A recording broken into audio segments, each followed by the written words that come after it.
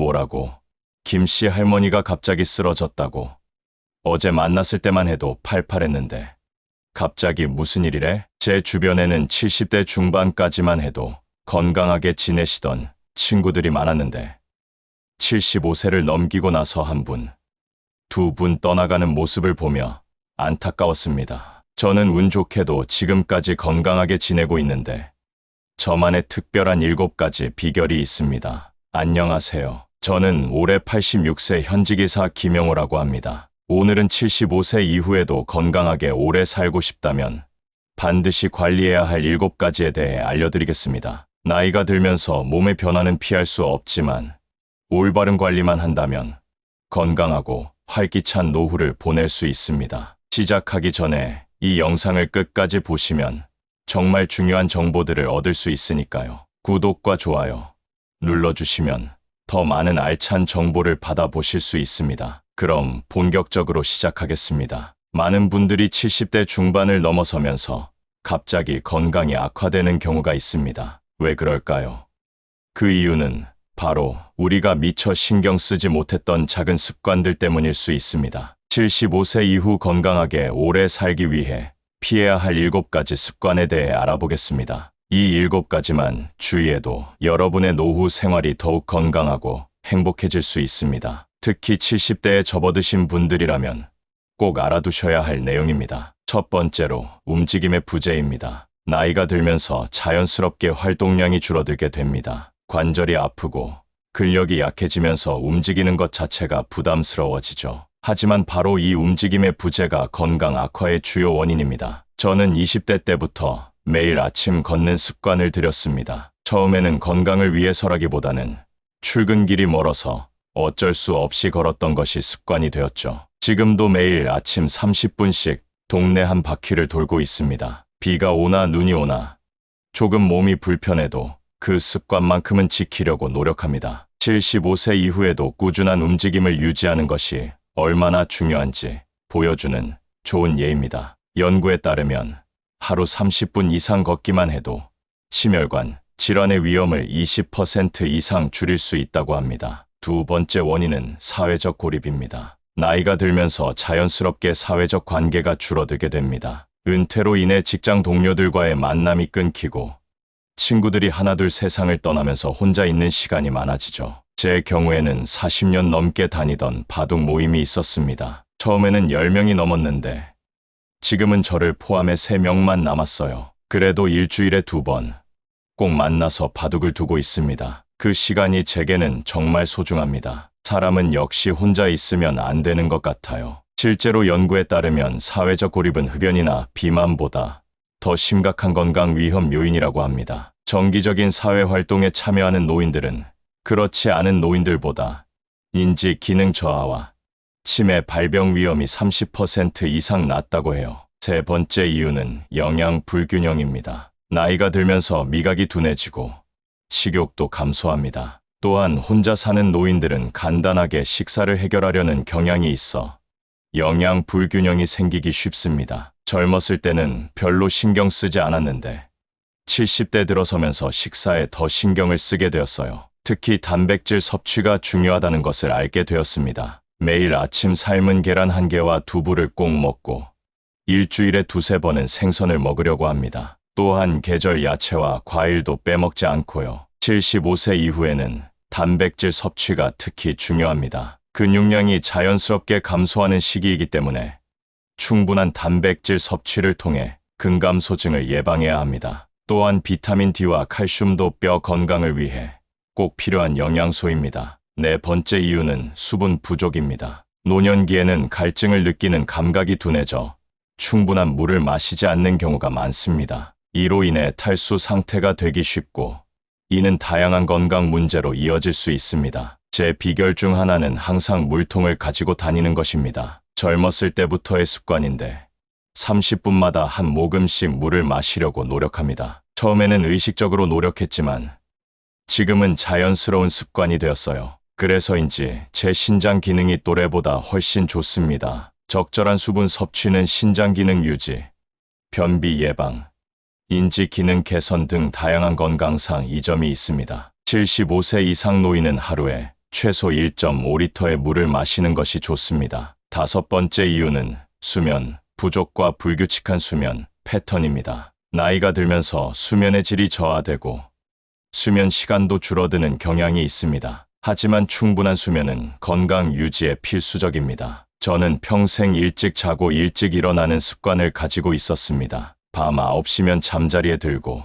아침 5시면 일어납니다. 낮잠도 30분 정도 꼭 자는 편이에요. 이런 규칙적인 생활이 건강에 도움이 된다고 생각합니다. 연구에 따르면 규칙적인 수면 패턴은 심혈관 질환, 당뇨병, 치매 등의 위험을 줄여줍니다. 75세 이상 노인도 하루 7시간 정도의 수면이 필요하며 규칙적인 취침 시간과 기상 시간을 유지하는 것이 중요합니다. 여섯 번째 이유는 스트레스 관리 부족입니다. 노년기에는 건강 문제, 경제적 어려움, 가족 관계 등으로 인한 스트레스가 증가할 수 있습니다. 이러한 스트레스는 면역 기능을 약화시키고 다양한 건강 문제를 일으킬 수 있습니다. 저는 젊었을 때부터 명상을 해왔습니다. 처음에는 그저 불면증 때문에 시작했는데 지금은 일상의 중요한 부분이 되었어요. 매일 아침 20분간 명상을 하면 마음이 평온해지고 하루를 더 잘 보낼 수 있습니다. 어떤 일이 있어도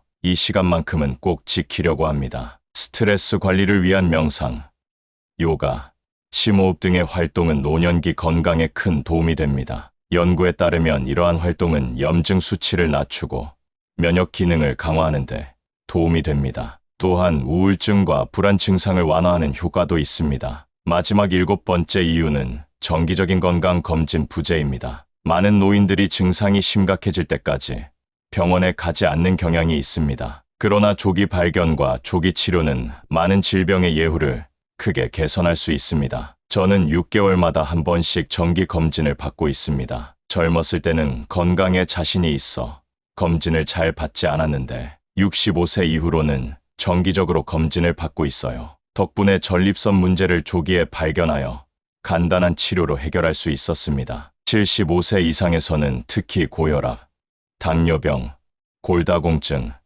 암 등의 질환에 대한 정기적인 검사가 중요합니다. 또한 시력, 청력, 구강 건강 등도 정기적으로 체크해야 합니다. 이제 75세 이후 오래 살기 위한 실천 방법에 대해 자세히 알아보겠습니다. 먼저 첫 번째, 움직임의 부재를 극복하기 위한 방법입니다. 처음부터 무리하게 운동하려고 하면 오히려 부상을 입을 수 있어요. 저는 처음에는 집 주변 한 바퀴만 걸었습니다. 그러다가 조금씩 거리를 늘렸고 지금은 30분 정도 걷는 것이 편안해졌습니다. 또한 가벼운 스트레칭도 매일 아침 저녁으로 하고 있어요. 75세 이후에는 격렬한 운동보다는 규칙적인 가벼운 활동이 더 중요합니다. 매일 30분 정도의 걷기, 수영, 자전거 타기와 같은 유산소 운동과 함께 근력 운동도 일주일에 23회 정도 하는 것이 좋습니다. 특히 균형 감각을 키우는 운동은 낙상 예방에 도움이 됩니다. 두 번째, 사회적 고립을 극복하기 위한 방법을 살펴보겠습니다. 처음에는 모임에 나가는 것이 귀찮게 느껴질 때도 있었어요. 특히 날씨가 안 좋거나 컨디션이 좋지 않을 때는 더 그랬죠. 하지만 한번 나가서 사람들을 만나고 나면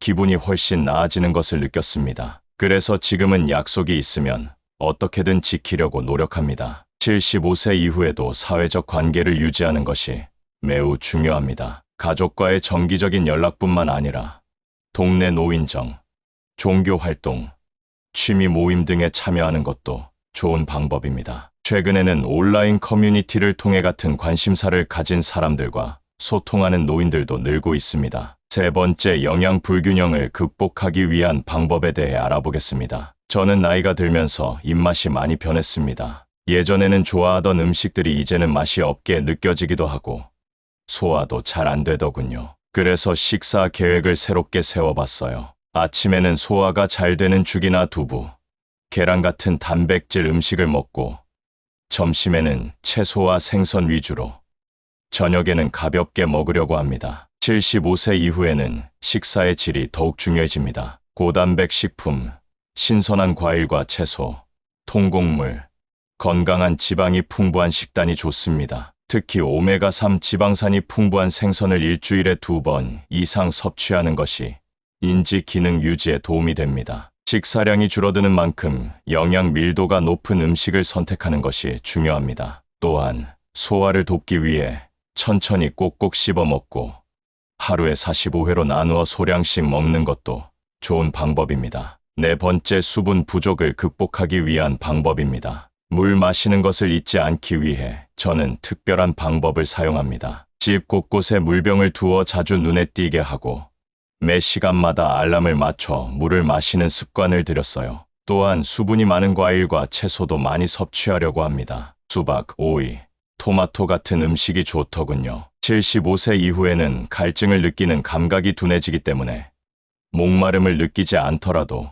규칙적으로 물을 마시는 습관이 필요합니다. 아침에 일어나자마자, 식사 전후, 약을 복용할 때, 운동 전후 등 일상의 특정 시점에 물을 마시는 습관을 들이면 도움이 됩니다. 카페인이나 알코올은 이뇨작용이 있어 탈수를 유발할 수 있으므로 제한하는 것이 좋습니다. 대신 허브차나 물에 과일을 넣은 디톡스 워터를 마시는 것도 좋은 방법입니다. 다섯 번째, 수면 부족과 불규칙한 수면 패턴을 극복하기 위한 방법입니다. 좋은 수면을 위해 저만의 의식이 있습니다. 저녁 식사 후에는 가벼운 산책을 하고 따뜻한 물로 샤워를 합니다. 그리고 잠자리에 들기 전 따뜻한 우유 한 잔을 마시고 가볍게 책을 읽습니다. TV나 스마트폰은 안으려고 해요. 이런 저녁 루틴이 숙면에 큰 도움이 됩니다. 75세 이후에도 양질의 수면은 건강 유지에 필수적입니다. 수면의 질을 높이기 위해서는 규칙적인 취침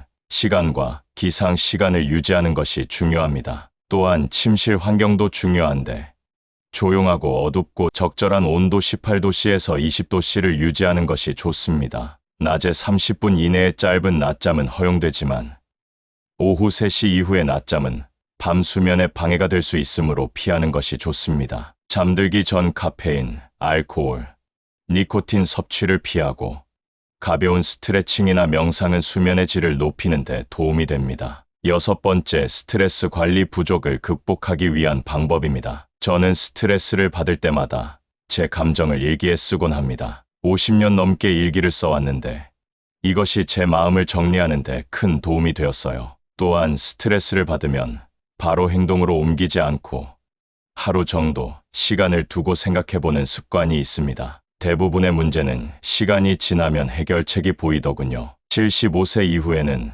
다양한 변화와 상실로 인한 스트레스가 증가할 수 있습니다. 이러한 스트레스를 관리하기 위해서는 명상, 심호흡, 요가 등의 이완 기법이 효과적입니다. 또한 자신의 감정을 표현하는 것도 중요한데 일기 쓰기, 그림 그리기, 음악 감상 등 자신에게 맞는 방법을 찾는 것이 좋습니다. 또한 즐거운 취미 활동에 참여하는 것도 스트레스 해소에 큰 도움이 됩니다. 정원 가꾸기, 독서, 음악 연주, 손주들과 시간 보내기 등 자신이 즐길 수 있는 활동을 꾸준히 하는 것이 중요합니다. 일곱 번째, 정기적인 건강 검진 부재를 극복하기 위한 방법입니다. 처음에는 병원 가는 것이 귀찮고 두렵기도 할 것입니다. 나쁜 소식을 들을까봐 걱정도 될 테고요. 하지만 제 친구 중 한 명이 정기 검진을 받지 않아 암을 늦게 발견하여 엄청 고생하였습니다. 이제는 건강할 때 검진을 받는 것이 얼마나 중요한지 알 것입니다. 75세 이상에서는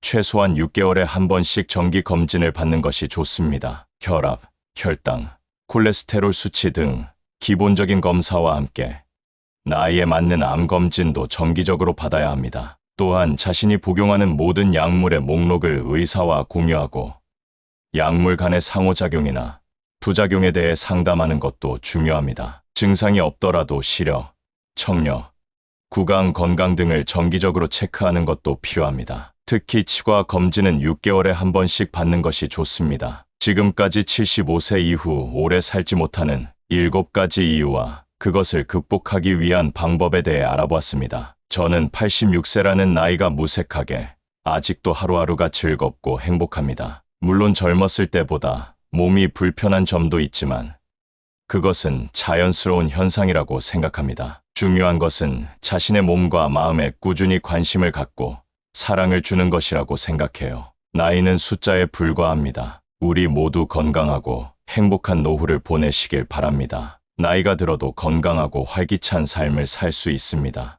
중요한 것은 자신의 건강에 관심을 갖고 꾸준히 관리하는 것입니다. 75세 이후에도 규칙적인 운동, 건강한 식습관, 충분한 수분 섭취, 양질의 수면, 스트레스 관리, 사회적 관계 유지, 정기적인 건강 검진 등을 통해 건강하고 행복한 노후를 보낼 수 있습니다. 무엇보다 중요한 것은 긍정적인 마음가짐입니다. 나이가 들었다고 해서 삶이 끝난 것이 아니라 새로운 시작이라고 생각하는 마음가짐이 필요합니다. 매일 감사할 것을 찾고 작은 것에서도 기쁨을 찾는 습관이 장수의 비결일 수 있습니다. 오늘 이야기한 7가지 이유를 다시 한번 정리해 보겠습니다. 첫째, 움직임의 부재. 둘째, 사회적 고립. 셋째, 영양 불균형. 넷째, 수분 부족. 다섯째, 수면 부족과 불규칙한 수면 패턴. 여섯째, 스트레스 관리 부족. 일곱째, 정기적인 건강 검진 부재. 이 7가지를 잘 관리한다면 75세 이후에도 건강하고 행복한 삶을 이어갈 수 있습니다. 사실 제가 오래 살 수 있었던 또 다른 비결은 항상 배우려는 자세를 유지한 것이라고 생각합니다. 80대가 된 지금도 매일 새로운 것을 배우려고 노력해요. 요즘은 스마트폰 사용법을 배우고 있는데 처음에는 어려웠지만 이제는 꽤 능숙하게 사용할 수 있게 되었습니다. 배움에는 끝이 없다고 생각해요. 맞습니다. 지속적인 학습과 호기심은 인지 기능을 유지하는데 큰 도움이 됩니다. 연구에 따르면 새로운 것을 배우고 도전하는 노인들은 그렇지 않은 노인들보다 인지 기능 저하 속도가 느리다고 합니다. 뇌도 근육처럼 사용할수록 강해지기 때문입니다. 저는 또한 항상 감사하는 마음을 가지려고 노력합니다. 아침에 일어나면 오늘 하루를 살 수 있음에 감사하고 저녁에 잠들기 전에는 오늘 있었던 3가지 감사한 일을 떠올려 봅니다. 이런 습관이 제 마음을 늘 긍정적으로 유지하는 데 도움이 됩니다. 감사하는 마음은 심리적 웰빙뿐만 아니라 신체적 건강에도 영향을 미칩니다. 감사 일기를 쓰는 것만으로도 스트레스 호르몬이 감소하고 수면의 질이 향상되며 심혈관 건강도 좋아진다는 연구 결과가 있습니다. 마지막으로 제가 생각하는 가장 중요한 것은 목적의식입니다. 아무리 나이가 들어도 내가 왜 살아야 하는가에 대한 답을 가지고 있어야 합니다. 저는 제 손주들이 성장하는 모습을 보는 것이 큰 기쁨이고 또 제가 평생 모은 지혜를 다음 세대에 전하는 것이 제 사명이라고 생각합니다. 목적의식은 장수와 밀접한 관련이 있습니다. 일본 오키나와의 장수 마을 연구에서도 생의 목적을 가진 노인들이 더 오래 살았다는 결과가 나왔습니다. 삶의 의미와 목적을 찾는 것은 나이가 들수록 더욱 중요해집니다. 지금까지 75세 이후 오래 살지 못하는 7가지 이유와 이를 극복하기 위한 방법, 그리고 저의 건강 비결에 대해 알아보았습니다. 이 모든 내용이 여러분의 건강한 노후 준비에 도움이 되길 바랍니다. 건강한 노후를 위해서는 젊었을 때부터 좋은 습관을 들이는 것이 중요하지만 지금 시작해도 늦지 않았습니다. 오늘부터 작은 변화를 시작해보세요. 매일 10분씩 걷기, 하루에 물 한 잔 더 마시기, 일찍 잠자리에 들기 등 작은 습관부터 시작하면 됩니다. 또한 가족과 친구들과의 관계를 소중히 여기고 새로운 취미나 관심사를 발견하는 것도 중요합니다. 나이가 들수록 의미 있는 관계와 활동이 건강과 행복에 더 큰 영향을 미칩니다. 영상이 도움이 되셨다면 구독과 좋아요도 함께 부탁드립니다. 여러분의 작은 관심이 영상을 만드는데 큰 힘이 됩니다. 지금까지 인생지혜였습니다.